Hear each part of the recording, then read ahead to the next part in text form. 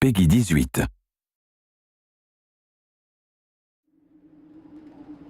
The North is a dangerous place for small buggies like yours.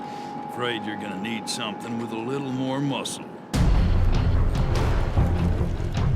Fundamentally, a first-person shooter needs to pull the player into the action, to have him ducking and dodging in his chair what he sees coming at him on the screen.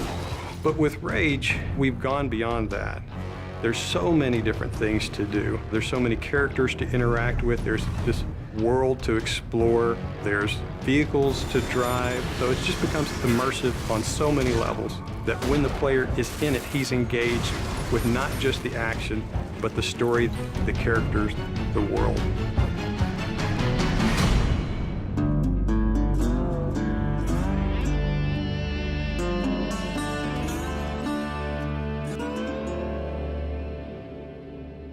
The Wasteland in Rage is kind of like a plate that the rest of the game sits on. As you travel around, you'll discover that there's these entrances to bandit hideouts and mutant caves and old sewers and things. Listen, don't you go trekking around down there without some serious firepower. In Rage, we try to make the game open but directed. Player choice is very important in Rage.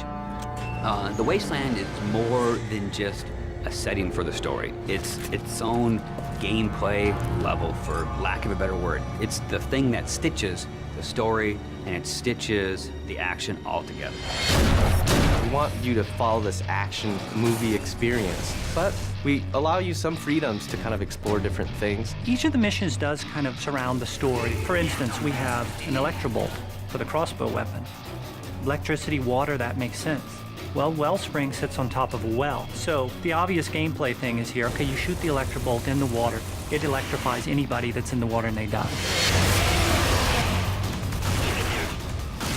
As you travel through the Wasteland, you meet very interesting, very over-the-top characters. Great! Muy bueno! We are simpático, eh? And we feel that creating memorable characters that offer you memorable missions really kind of helps drive the whole experience forward. The interactions that the player will have with these characters should hit something in the emotional nerve of the player. So we've gone that extra distance to make key characters really feel alive. So you know when you go talk to Dan or the J.K. Styles, the producer of that crazy TV show, or the sheriff, you forge these relationships with them. And they give you lots of bits of the story, but you live through the rest of those elements. We felt that crafting interesting people made everything fit together. I know you got questions, but we gotta get moving. You're driving across these landscapes and you're going visit people here and they're giving you jobs to do.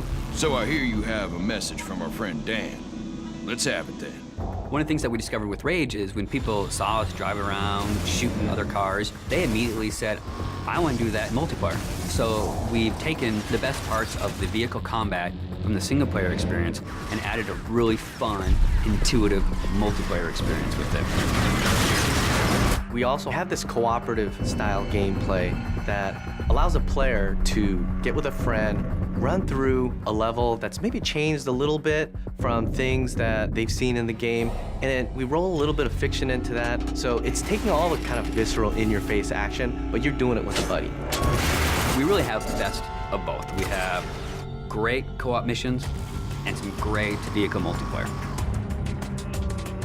We want to provide this smorgasbord of different things that the player can do so that they can become immersed with other things rather than just a critical story path.